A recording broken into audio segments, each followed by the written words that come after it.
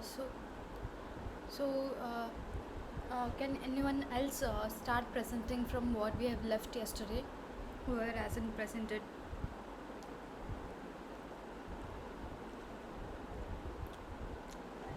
I can start, but is it like too noisy? Can you hear me? Am I audible? Yeah, your volume is a bit low. Okay, can you hear me now? Yeah, I can hear you now. Okay. Please go ahead. Oh yeah. Let me just.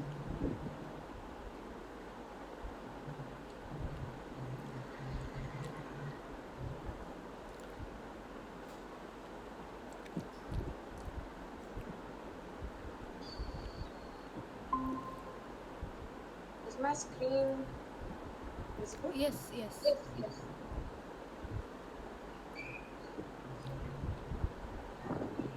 So I'll start with the landing page. I like that they actually went with the minimalistic approach because this entire app is about photos. Basically, I'm doing a review about Pinterest. So this app is mostly about images and recommendation for any ideas or mood boards and such. Mm. And I like that they gave very minimalistic icons over here, and they're updating according to the user's interest. Like if you search for anatomy of a horse, they'll give many suggestions of horses and stuff. And you'll be able to have even more better ideas like this by extra images. So I like that they have a user experiences by updating it for every single searches. But I feel like they could, decrease the repetition of the same images and the use of ads. Nowadays, Pinterest is filled with ads, which is very a little annoying for the users. Mm. As someone who uses Pinterest like for my day-to-day life for taking references and so many things, like artists like ourselves, it'll be very annoying to have many ads. Like if we have 10 images in a single shown area, at least 3 to 4 images will be just ads. So I feel like they could just start promoting a little less ads so that it'll be easier for the users to have a little, they won't feel annoyed about the ads themselves. So I feel like that's the thing they can improve in this landing page. And for the searching area, this is where you search for ideas, right? But I feel like the search bar here is not quite prominent. It could be more shown in a more highlighted way, like either it could be the box could be in gray color or white in color to show that it's the most prominent thing in this page, because search bar is what important when you go for something to search for any ideas. It's an entire page just for searching. But if the main purpose of it is But being don't not. you, yeah, sorry to interrupt, but don't you think having search bar in gray color will show it as disabled state? Yeah, like I'm not telling that it should be in gray color. I'm just telling it could be in a more highlighted way. Because the search for ideas, I don't think when I open this page, the first thing I see won't be the search bar. I feel like the first thing I should see should be the search bar instead of this ideas you might like or beauty, photo shoot and stuff. I feel like it should be highlighted first. Okay, Or so maybe. you like you want it to be prominent along with the Yes. filters, some kind of. Yes. Yes, it should be the main idea of this page because it is the main idea. Searching something is the main idea of this site. So I feel like they could just be a little more prominent and maybe, or just maybe, highlight this fonts a little, brighter for it. So I feel like this, but I like that they give many ideas rather than the ideas we just search for it. They give us extra ideas, like you can search for these kind of ideas or like introduce us to different concepts. I like that they do that for the user experiences over here, but for the user interface I feel like this should be prominent.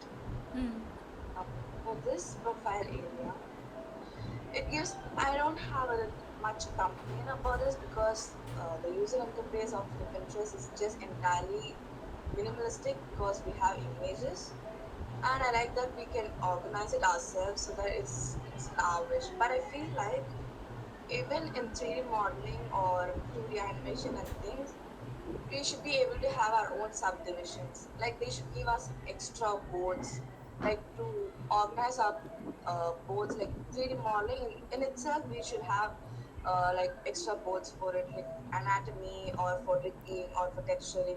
It should be given like that. It should be able to organize itself as such. And so I think they could, have that, like using AI. But it's mostly shown first will be the notifications they send. Like I use, and it's also very repetitive notifications, as you can see here. And we have an inbox and a filter icon here. As someone who doesn't use much Pinterest, they can find this little area very unnecessary because they don't know why they use this area. If you have another option like inbox or here, many people don't notice it. Even I didn't notice it when I searched for it yesterday. And so I feel like they could either have an extra icon above for notifications, just for all the updates they give for us, and this inbox can be the main subject over here because this icon suggests that the messages we do is what it suggests here. So I feel like instead of having inbox and updates separately, they can have an icon over here for or notification icon over here and give all the updates or the notifications in that area or in that slide. And this inbox can be the main idea, like having many friends on, because I didn't see after checking yesterday only I was able to see many people have texted me. So I feel like if this is what it's just as the main idea, I feel like that should be the main idea of this site. And it can have an extra icon. I don't think, and this filter icon can be in the settings area because I feel like it's unnecessary up here. Like instead of all the this icon actually suggests the post that you do. I feel like the messages and updates area doesn't need a filter icon. It can be in your profiles or the setting pages so that you can, you know, change your ideas from it or your pictures you're gonna search for it by filtering like interested and not interested. As such can be in your settings or your profile, not in a place where you get updates or messages. So I feel like this is Have unnecessary. you clicked that filter icon and have you seen what comes on Yeah, clicking I that? did. Yeah. I did. What uh, what could you see in that? Mostly it's just about comments or like image, like you can Hmm. change the image or the way you search for it in it. Like you have interested and uninterested areas. Like instead of giving me photos of horse anatomy, let's say, give me an anatomy for the tigers, something like that. It's Okay. used for mostly about that. I searched for it yesterday and that's what it gave. But I feel like this should be in the profile area or settings area. It's very unnecessary over here. And then yeah, that's all I guess. Can I stop sharing? Hello? Am I audible? Hello?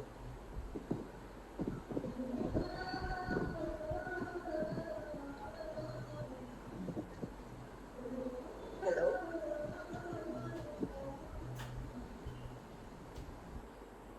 Yeah.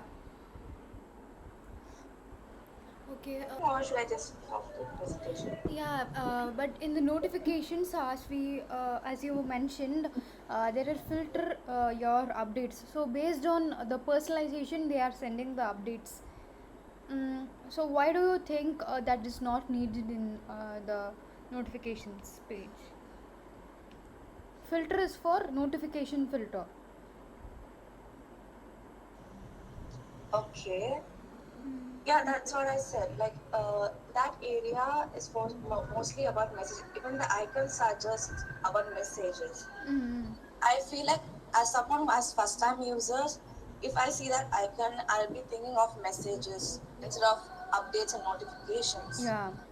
and that filter is unnecessary in that area. That's what I suggest, because Hmm. that's why I told we'll be able to have another icon like notification, and maybe having that filter icon over there Hmm. is nice just for the updates and notification. But for that area, for the icon didn't feel like what its purpose for.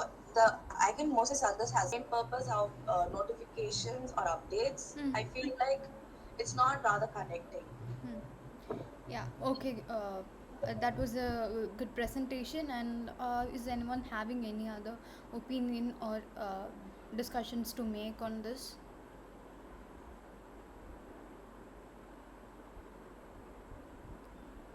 Okay. Uh, is anyone else interested to go next for yesterday's task? I think everyone is done. Vinod Kumar is new to today's class. Yeah, yeah, no. Today only I joined. Yeah, okay. Can you please introduce yourself? Myself, Vinod Kumar, Hmm. coming from Chennai, again. Okay. Uh, What are you currently doing? Currently doing work in graphic designing. Sorry, I don't get you. Graphic designing. Oh, okay, okay. Working in graphic designing. I completed my master degree in digital communications and AM platform. Hmm. So, what are your thoughts on UI UX design? Why do you want to join in this?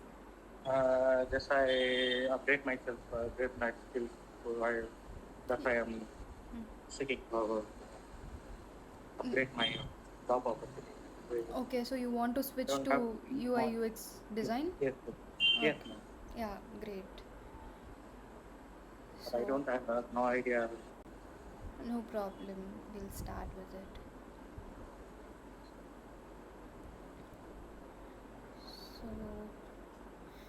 So, yesterday we have discussed about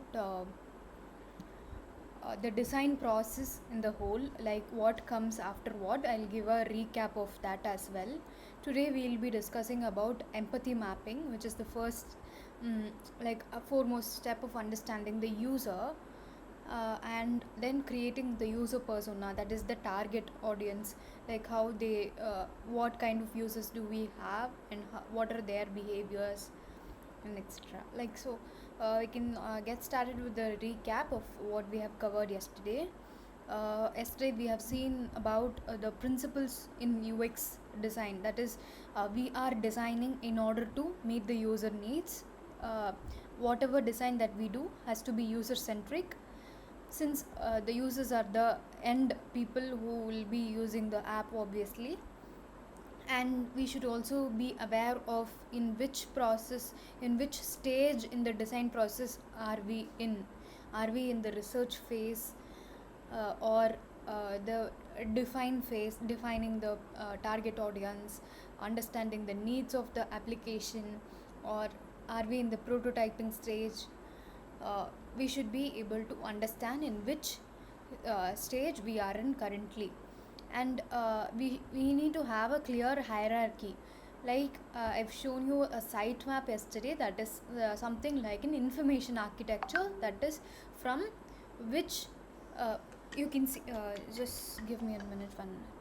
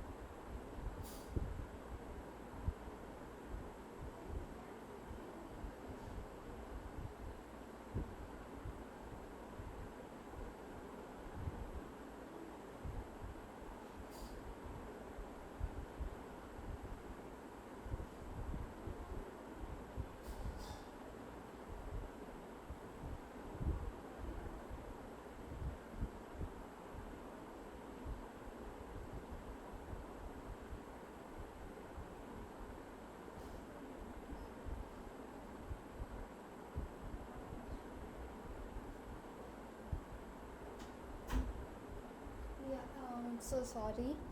Uh, you guys can hear me, right?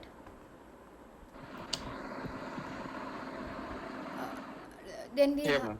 uh, then we have a clear hierarchy, which is something like if you move to a website or a mobile application, you will be able to see the navigation bar. In the navigation bar, if you place your mouse on that, that means it is hovering. On hover state, you can see the subcategories within the navigation page itself. So we should define what comes in the main menu and what comes in the secondary menu. That is defining the hierarchy, and then maintaining the design consistency, uh, like uh, consistency. Yeah.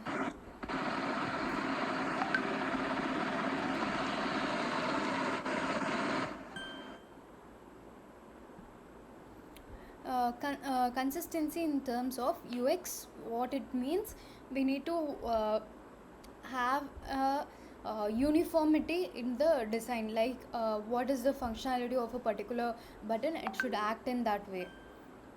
And understanding accessibility, so we need to consider the people who are also facing disabilities, like the color contrast all should be same. And context is the key. We should be able to design for the people by understanding their demographics and what from which place they are, the location, the kind of people they are, how patient or impatient they are, because we are designing for them.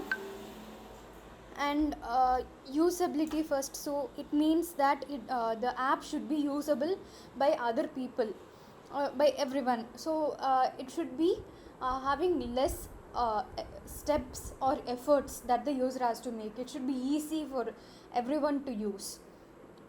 Only then people will have a better understanding of how this app works, uh, without without asking someone else about the process of working in this app.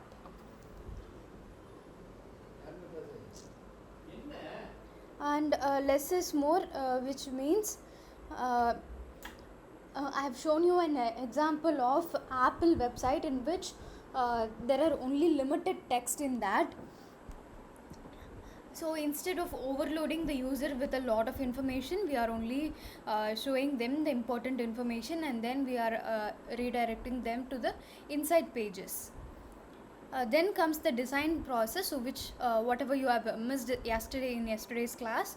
Design process refers to the entire process in which you can make a case study. First comes the research part, where we need to understand the users by doing primary or secondary research. In primary research, we will be directly interviewing the users, and in secondary research, we will be uh, getting information or data from the available data present online or other existing resources. Analysis, making sense of the data, that is resource synthesis. uh, how, in the sense, we got the data from the users. Once we get the data, we'll make insights out of them. Insights in the sense, we'll be writing them down uh, by defining the persona, by doing the information architecture and other processes. After that comes the design phase, wherein we'll work on the wireframes, that is rough sketch. And after doing multiple variations of a particular screen, we'll jump to UI design. That comes within uh, what comes within UI design is mood boarding. Mood board is something like collecting references of similar applications. So once we get an idea of what other applications look like, we can also design in having those competitors in mind. So we'll get a better clarity on that. Moving forward, we'll work on the mock-ups, that is the high fidelity wireframes, that is the visuals. And then we'll test it again with the users in order to understand if the app that we have designed is matching the needs of users. Then comes the implementation phase, wherein we'll be giving the knowledge transfer to developer so that the developer can code it and meet the expectations of the users. So this is the entire UX design process that we've been discussing in the last few days. So let's have an ice breaking sessions of for a few minutes. I want people, you guys, to be engaged throughout the presentation. So I want someone to volunteer. Is there any one product that you use every day, and what's the reason behind that? Any newcomers today, maybe? Jonathan?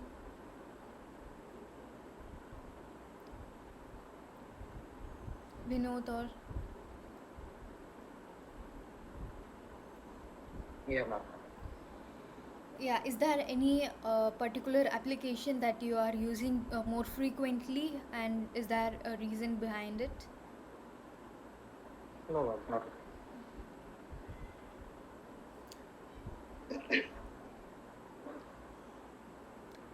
Hello, are you audible, ma'am? Yeah, I can hear. Yeah.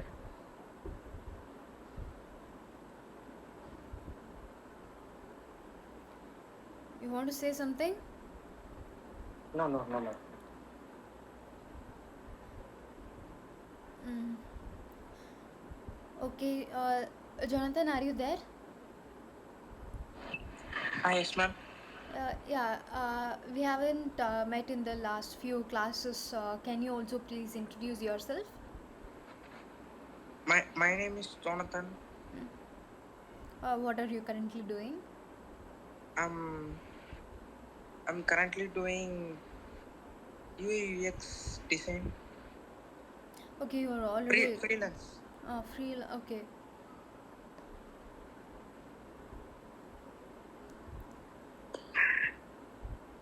So, are you having any application in mind, whatever you are using it every day, and is there any particular reason, or what do you feel about using that application?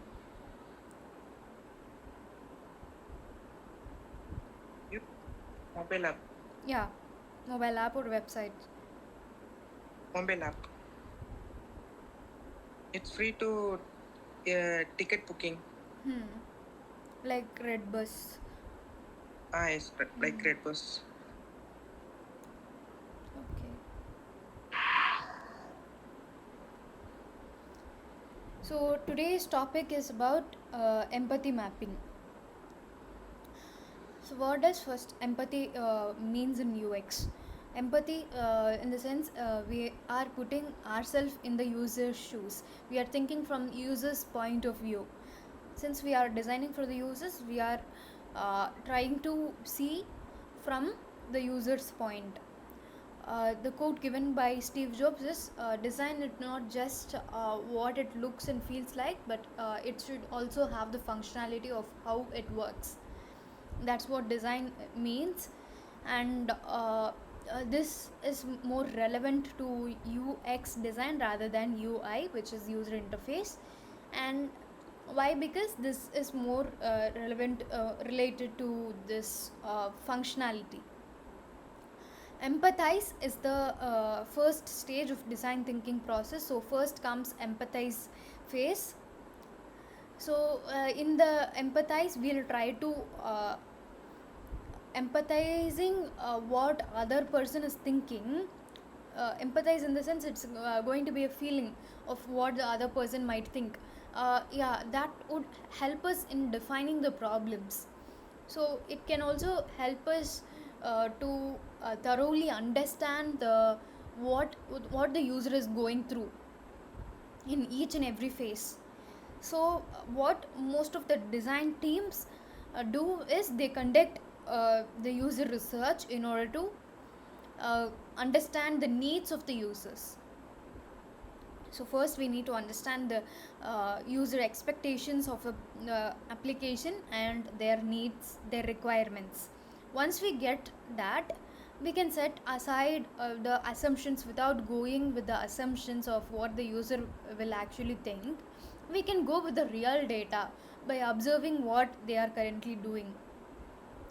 By doing this, we can understand what the user are they facing.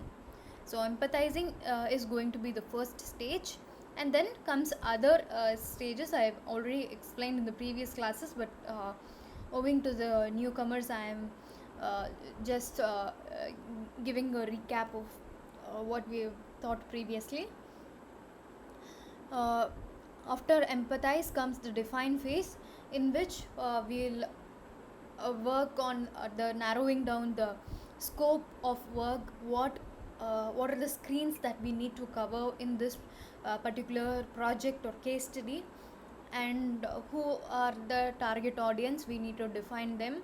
We need to do the comparator analysis, and comes the ideation phase. In ideation stage, we'll be brainstorming different information. We'll be organizing them, like the information architect approaches to set the design direction. And once we ideate, we'll move to the wireframe will be in the UX design, and once we get the wireframes approved by the client or stakeholder, we'll move to the UI, which is visual design, and then we'll do the prototype, test it again with the users. This is the entire process. So empathizing is going to be the first stage in design thinking process, and it means that we need to research about the user. So we need to also remind ourselves in order to question everything, instead of just instead of just judging them. So we need to understand their thought process. So in order to understand what they are thinking in their minds, we need to ask them questions. We need to listen to them, and instead of going with biased answers, we need to clearly jot down all the things that the user is facing. Complete analyzation of a particular user. So once we do this, all the biases that we have will move set aside. So we can set that aside, and we'll this real data can help us to work on the research part. So we should also be focusing on the goal before we judge what the user might wish to see in the app, because users are the end people, and we need to understand their ways, how it will be helpful for them, and what kind of feelings are they having. So that understanding these core uh, factors will help us in designing for them, and obviously that app is going to have more strengths, because it is designed completely for the user.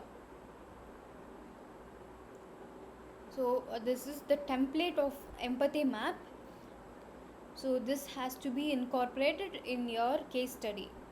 A case study is important in order to uh, complete your project, and you can add that project in your portfolio, and then you can apply for jobs. So it's important for you to bring in this process.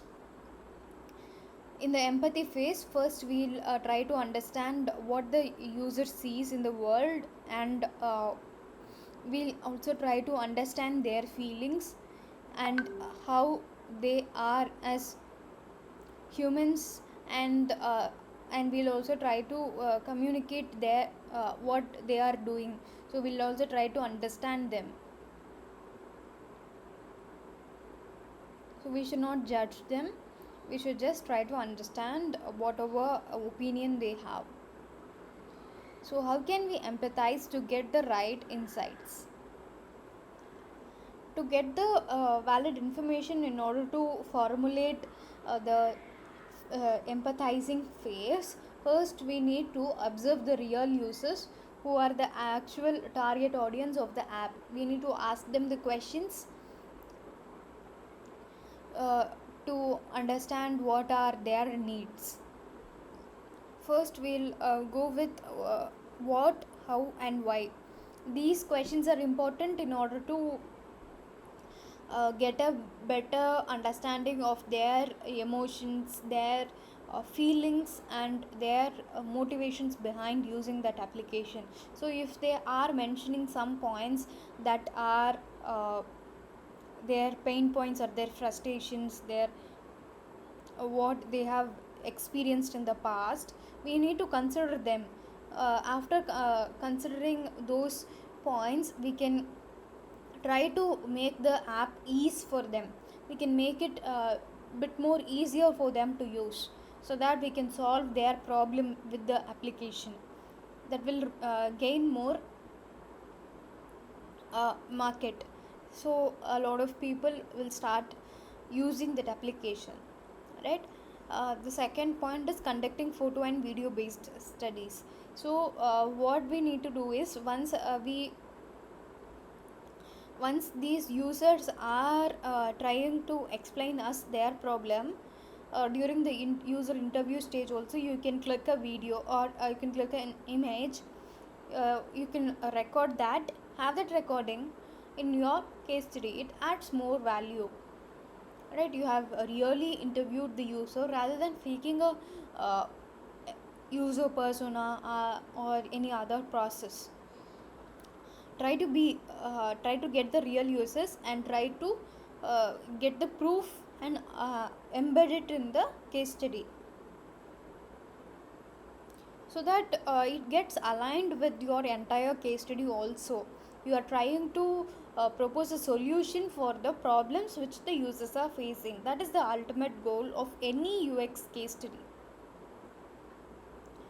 Personal photo video journals. So uh, we can also ask the users to record their own experiences in a case while they are approaching with some kind of problem or challenge. So if we are not sure of what kind of challenge they are facing, they can also capture their uh, pain points. So it helps us to understand why they are facing such kind of challenges during this phase. We need to try to get into the shoes of users in order to derive the insights. So we can interview the users, we can team up with the designers, other designers, and then ask the right questions to the users in a structured, and what they are answering, according to their answers, so we can ask the follow up questions, so that we can also directly interact with the users, and they'll also be bit natural rather than being nervous during the open ended questions when it is asked, so that we might not end up getting biased answers or not unreal answers. Engaging with extreme users. So we might find extreme cases, like we can see the full scope of the problems, but not occasional users might not uh, we might not be able to see those kind of problems with the occasional users. If we are able to satisfy the occasional users problem, then obviously we'll be able to satisfy all the users challenges that they are facing. Analogous empathy. So if our design team finds effective analogies to draw parallels between users problem and problems in other fields, then we can get a better insight of that. Sharing inspiring stories. So we can also So these are just some of the ways how we can organize the uh, insights.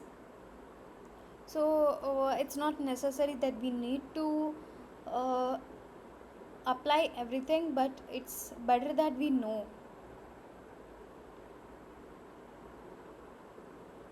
And we'll move to the important steps like empathy maps and customer journey maps. So we should be having at least one of these things in order to understand what the customer or the user is actually going through, in order to understand their perspective.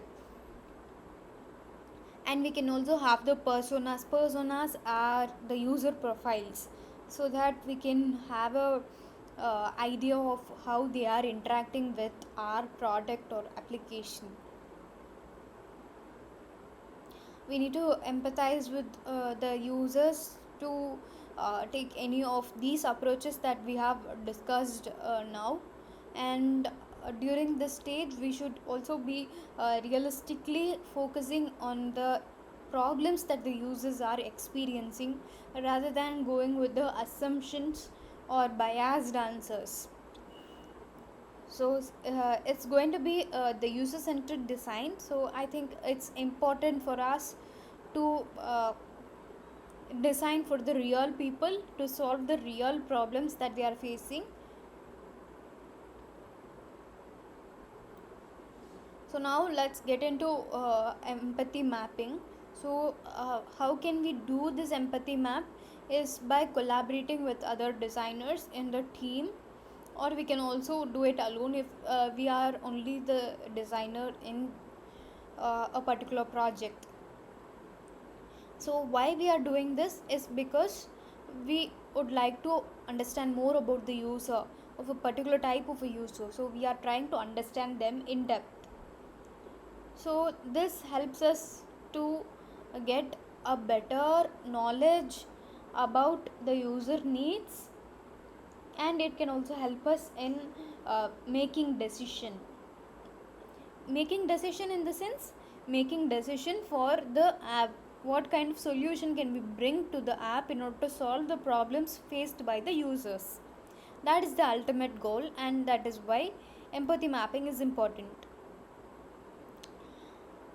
This is the format of empathy map. Here we are having four quadrants. One is says, then thinks, does, and feels. In the middle we have the user. So the user, what the user is saying. So we are lively recording what the user is saying, or we are asking the user in person, so that we will be able to get a clear picture of what the user is saying, what the user is thinking, what is he doing, and what he feels like. We need to observe his emotions, his facial expressions while using the application, so that we'll get the real picture of them. So here empathy maps will also help us to understand the user as a whole. So this gives the whole picture of the user. So here first says quadrant. In this the users could say out something loud in an interview or some usability study. So usability study will be conducted during the uh, design phase as well. So once we design the rough sketches, we can give it to the users and try to observe their emotions, their words, what they are saying, what they are feeling about that app. So we can note down them. That is when we can use this. For example, the user could say, I want something reliable. So he feels that this app is not safe for him. While using that app, he is feeling something like that, or he is not getting an understanding of what to do from one screen to another screen. So there is a home page, but he doesn't know how to go to profile page. So he is saying, I don't know what to do from here. What's the purpose of this page, he's asking. So these are some of the things that we can write down in says. thinks. So the second quadrant captures what the user is thinking throughout the entire experience of using that application. So we need to ask ourselves that uh, what is the user's thinking about, what the user thinks while he's in this screen, what is the user considering important in this screen, and sometimes there might be a clash between says and thinks. So the user might say the same thing and he might also think the same thing, but we need to pay some extra attention in order to understand what the user thinks. So sometimes they may be an introvert, so not revealing what they are thinking. So we can try to understand the differences. He might, for example, think this is really frustrating, this is really a very bad experience. So am I dumb for not understanding this? Maybe because uh, in the app they would have elaborated it a bit more than it's required. So that might be the reason why he would think. Now we are moving to does quadrant. So in this quadrant, it encloses the actions the user takes. What kind of actions is the user taking? Does, in the sense, we will physically watch what the user is doing. So uh, he might be moving from home screen to the profile screen, or from profile screen to product listing page. So why is he doing that? We'll be noting down what the user is doing. For example, he refreshes the page several times because he is thinking that the page is not fully loaded, or he is actually trying to compare the prices between different shops in an app like deal share. So he is trying to compare the prices between different apps. What he is actually doing comes in this quadrant, the fields quadrant. So in this we'll try to understand the user's emotional state. So what the user is actually feeling, how is it he how is he expressing it in his face. Is he worrying, or is he excited about something? Is if there is a coupon code that he got, then we might see a natural reaction of excitement. What kind of feeling is the user is experiencing while using the application? We need to note down. Sometimes the user might be impatient when the page loads too slowly, or the user could be confused because of too many opposite prices, or he might be worried because uh, it's not showing the accurate uh, product that he's looking for. These are some cases. So on the whole, this is how empathy map is going to be. The user is centric, and what he thinks, says, does and feels is what comes bounded to it. Across the quadrants we can see something naturally beneficial for us, and sometimes we can also see some negative uh, quotes or emotions coming from the same user. There might be positive as well as negative emotions by the same user on using the application. We need to note down them, and we need to try to bring in the positive things more by eliminating or reducing the frustrations that the user is having. It is our job to solve the conflicts that they are having, and we should also try to distinguish between what the user is thinking and what the user is feeling, because more or less that's going to be the same as what we actually feel, but we'll try to differentiate between those two. So, in order to create an empathy map, should we consider one user or multiple users?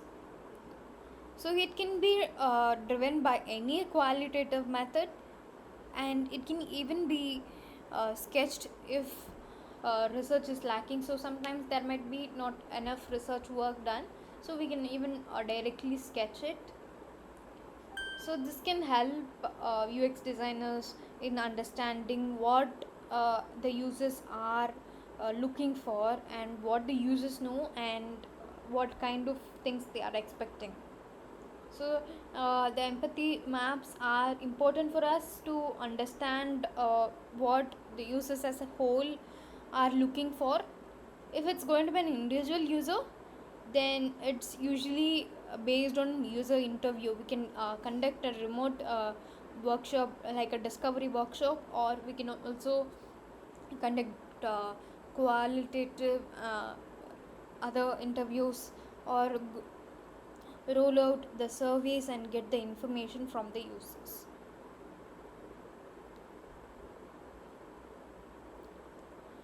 Aggregated empathy maps, so it means it is going to focus on a user segment. Instead of targeting a particular user, we are trying to target a user segment. uh, it could be by combining different individual empathy maps who are sharing the same kind of behaviors. So we can group them into one group, which is one segment. This could help us in the creation of user persona. So empathy map is the first step, and then comes the persona. We should not replace persona with empathy map. Both are different, and both are weighing the same equal weightage in terms of importance. For example, in empathy map, we can communicate a persona instead of a traditional business card approach. It means that we can try to communicate the user profile in the empathy mapping itself, instead of having it like a business card, what we have shown in the previous slides.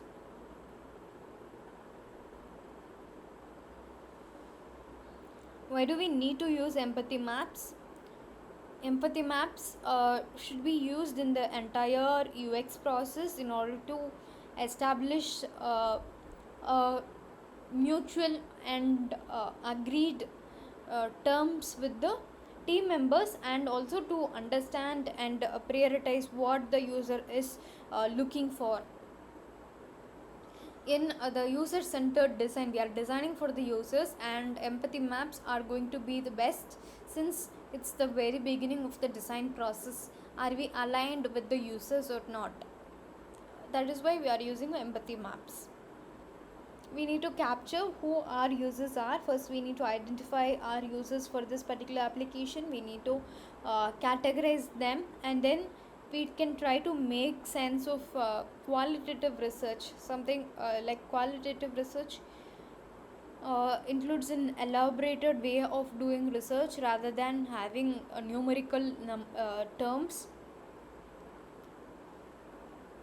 The survey answers can be text savvy, or the users can also give an elaborated way of what the user is feeling. That is what qualitative research means.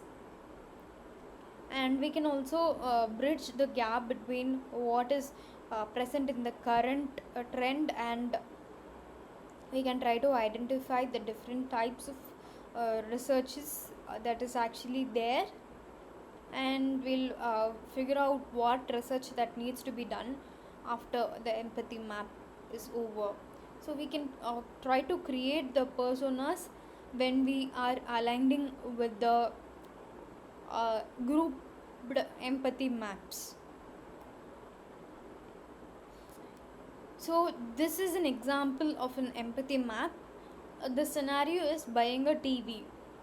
So for example, Jamie is the persona, or a fictional character, or the person whom we are interviewing. So this girl, what she's seeing when in the process of buying a TV. So she says, I was expecting something different. So this is not into her expectations. She's she is confused about the size. What size of TV should she buy, and she wants something reliable. She's not uh, aware of this brand, maybe. That's why she is asking this question: what brand do you like? And she is also asking, where should I start? So she is confused about the place where she has to begin the process of buying TV. She is asking other person's opinion. What do you think? Am I the only one who feels like this, or are you feeling the same way? The second quadrant is thinks. What she is thinking. Am I wasting too much time on buying on this process of buying a TV in this particular application? And she is also thinking that maybe this isn't the best. She's not convinced with the brand itself. So she is wanting something awesome. She wants something better than the current TV that she is seeing, and she's thinking this process is so hard. And maybe since uh, the shopkeeper has explained her and in an elaborated way, she thinks that, do they think I'm stupid that I don't even know this simple thing? Too many acronyms. So she maybe think in that way, is this best for her? Is it suiting her, or is she missing something else? So each and every step of what this particular user goes through is what we will be seeing, and what she does is she's listing down the pros and cons. What are the advantages and disadvantages in buying this TV? And she is also checking the other websites. She is doing the competitor analysis. She is comparing the price with other products. Is other products price lesser than this, or she's trying to do more research work in this sense. And she is also inquiring with her friends in order to understand, is this the better way what I am doing, because she is also confused whether she is doing the best. And she is also observing what is happening in the store. Is there are a lot of people buying this brand, or they moving to other brands? And she is also postponing bigger decisions of making the purchase rather than window shopping. She is trying to make small decisions, maybe uh, buying the accessories rather than the whole product. What she is feeling is overwhelmed, and she is also excited at the same time. Why? Because she wants to buy a TV. She is confused just about the brand. She is not sure who to trust, because she thinks that it is not reliable, and she feels inadequate, like she is a bit anxious, and she's fearing what happens if I buy this. This is the exact feeling what the user is doing, thinking, and what she's seeing. So let's get into the process of how we can build an empathy map. First, we need to define the scope and goals. So in order to do that, first we'll be seeing who is the persona or the user we'll be doing the persona for. It's going to be an individual user or a group user. It's better to start with an individual user, that is one user's persona, same like the example that I've shown in the previous slide. If there are multiple users, Then we need to do empathy map for each and every user, same like the previous slide. So the second one is defining the primary purpose for empathy mapping. Why do we need to do empathy map? Are we aligned with the users? We're not sure. So we need to align uh, with the users' needs. In order to do that, we are doing the empathy mapping exercise. So we'll try to analyze the interview transcript, or maybe write down notes while doing the user interview, and then do the empathy mapping. That is a better way to do. Or we can also do without the primary research by having the secondary data information available online. Then we need to gather the materials, like there could be whiteboard, sticky notes, markers. So with these materials, we can try to create an empathy map along with the entire design team, or you can also do it alone in FigJam, or even in paper pen works. Whatever works for you can be done, but in order to work on the case study, I prefer FigJam. So there are also templates available in FigJam.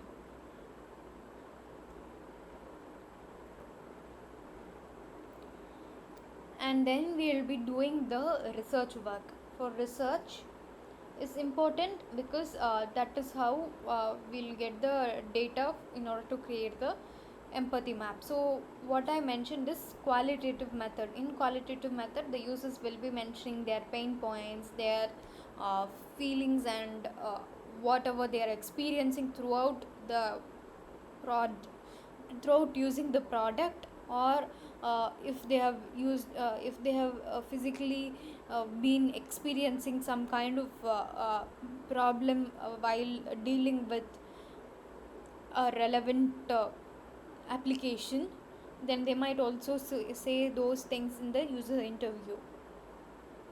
Or we can even do listening sessions with the users. Instead of doing one-on-one, we can try to do remote circulating in terms of the surveys or qualitative surveys. By this way, we get the research done, and then we'll stick the sticky notes in each of the quadrant. It's not necessary that we need to move with the sticky notes only. We can also write down in each of the quadrant. So if we are having the research inputs on our hands, then we can start with the individual research. So one member can work on one empathy map, so they can fill all the 4 quadrants, whatever aligns with the quadrants title. That is what comes in the says, what comes in the fields, what comes in the does, and what comes in the things. They can just categorize the sticky notes in each of the quadrant. So we can do the cluster. So in case there are multiple empathy maps done, then we can cluster it together and synthesize it, so that we can get the better idea of each group.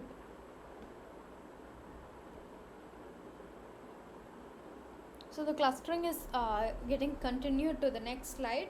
Here we need to outline, have we covered all the empathy map, what the user has said, and is there only one theme, or are there any gaps that we need to bridge in our understanding?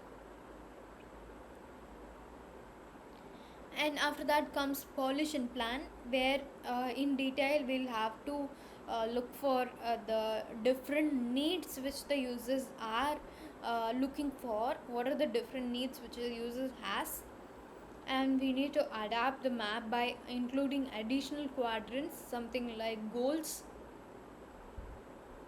We can increase the quadrants if it's required, or it's just about understanding the user entirely. So we have come to the conclusion of empathy mapping.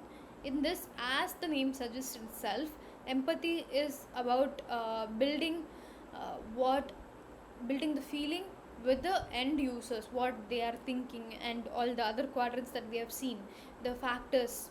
These factors will help us in derive the real data rather than going with the assumptions. And we can also combine this with other mapping methods. This can help us in removing the bias from our designs. Instead of going with the assumptions, we are designing for the real users to solve the real problems. And we are also finding out the weaknesses in our research. So what is the uh, negative point that we have added? Based on the real data, we can eliminate the weaknesses in our research, and we can truly understand the user's needs that the user may not consciously be aware of themselves. And we can also understand what are the users behaviors, their motivations, and it also guides us in leading to a meaningful innovation. And now let me demonstrate the empathy map of how we can uh, do it. After that, we'll have an hands-on activity.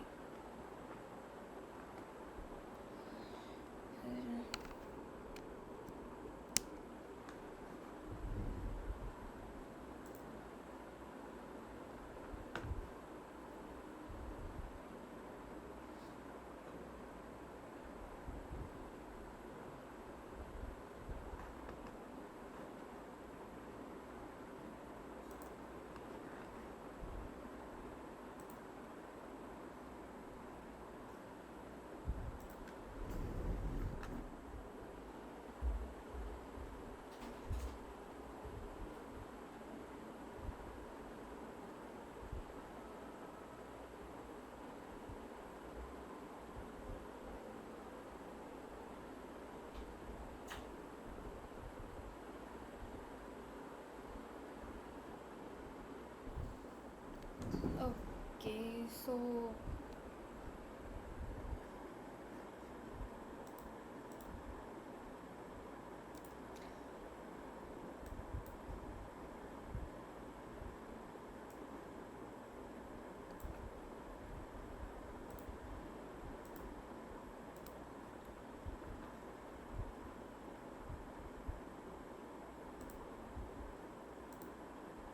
I'm creating a frame here.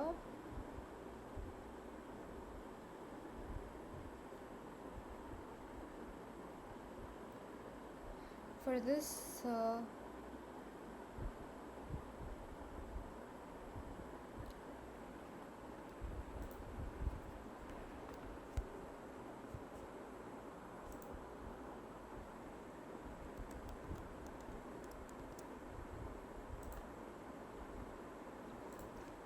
so the newcomers can also install Figma. It's the popular platform which all the companies look for. So here I'm taking the empathy map of Swiggy delivery agent. Okay.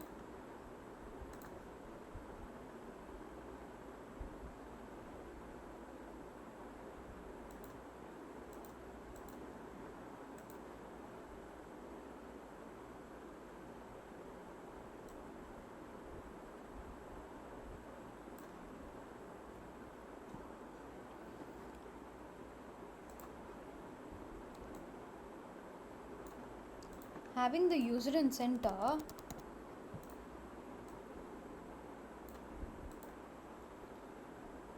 user could be the person who is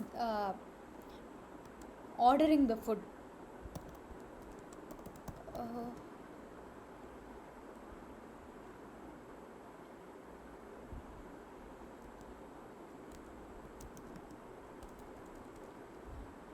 So he is actually hungry. Obviously, he'll be hungry. Uh,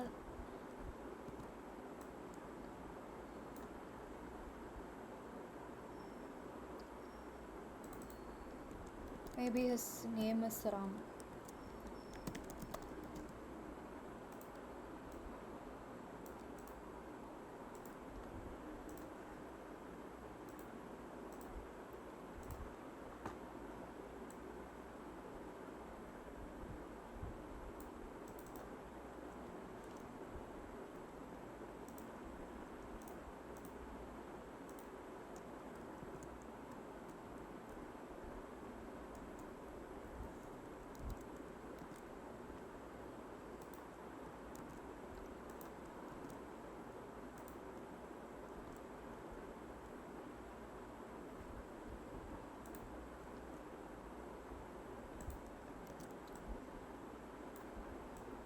So what comes in the first quadrant?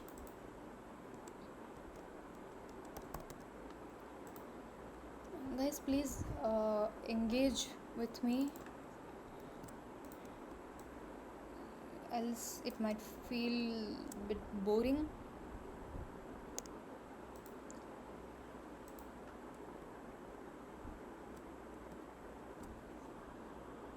Second one is things, no.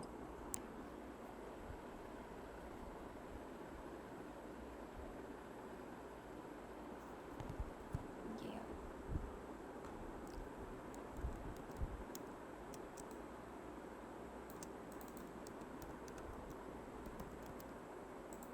What the user thinks, says, does, and Feels. feels. Yes.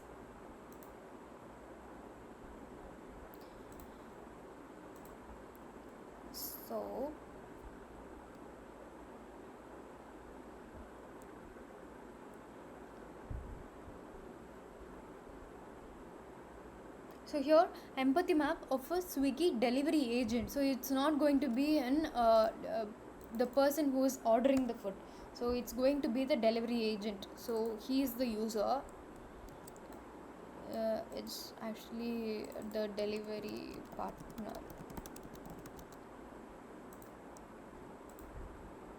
So for a better understanding, I've written as a delivery partner here. So we'll also try to understand what kind of scenario he is from, so that it might help us in getting the background of that person. So Ram is his name, and maybe his age is 28. He is working in Swiggy as a delivery partner, and he works for 12 hours a day, and he's delivering through bike, right? In bike. So he owns a bike. So what he says is, he is always rushing, and what he might think is, what if the customer gives low rating?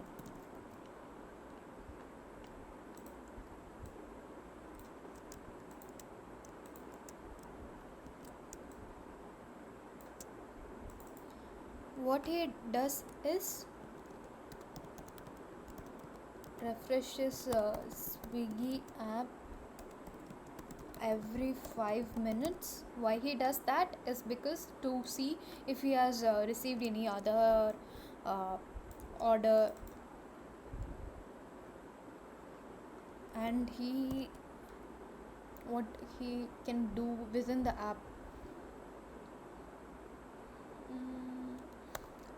He might also be riding too fast, and what he feels. But this is not relevant to UX. But what we can do is, might ride too fast. So what happens is, he might ride too fast, and then what happens is he might feel tired and anxious, and he can also be fearing.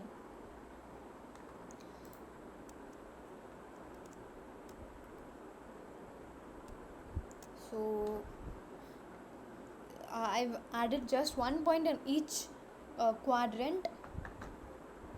We'll work on the assignment, that is the task. So you guys can do an hands-on activity now. You can create your own empathy map. So for this, you can choose any user. related to the idea of the case study that you are looking for, maybe a project that you want to add in your portfolio, something like that, or simply if you want for of your choice, you can pick one, and then you can work on the empathy map, same like what we have done in the demonstration or what we have discussed in today's class. These are just example uses, but it's not necessary that you have to stick to this. In case if you don't have any other idea, you can have these as hints and proceed with the empathy map. So once you are done, you can raise your hand, or you can speak. Maybe at 8 o'clock we'll start presenting. Each one of you can present your empathy map. Let's do it. Yes, ma'am. Sure.